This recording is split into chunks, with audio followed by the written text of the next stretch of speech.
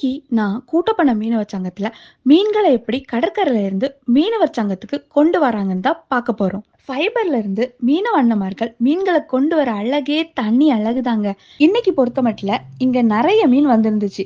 So நான் எந்த மீன் சாப்பிட்டா எதுக்கு நல்லது அப்படிங்கிறத இங்க இருக்கிற அண்ணா கிட்டேயே ஒரு சில விஷயங்களை கேட்கலாம் வாங்க. ஜபஸ்டின் அண்ணா, இது என்ன மீன்? இதோட பேர் என்ன? வித்தியாசமா இருக்கு. இந்த மீன் சாப்பிடுறதுனால நமக்கு என்ன பலன்? இதுதான் மனத்திருக்கு. இது வந்து ஒரு கிட்டத்தட்ட ஒரு 15 கிலோ வெயிட்.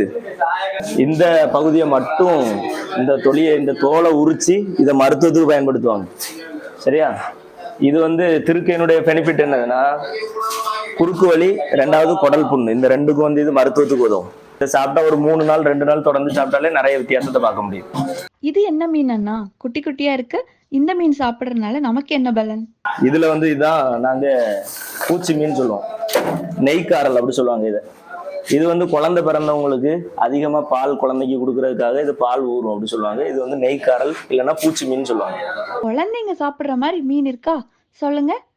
இதுல இது அடல்னு சொல்லுவோம்.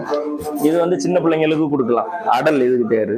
ஏன் சின்ன பிள்ளைங்க கொடுக்கலாம்னா, நடுவுல மட்டும்தான் முள்ளு இருக்கும், மறுபடியும் வேற இதுல நிறைய சதை தான் இருக்கும், மாவு மாதிரி இருக்கும். சரியா?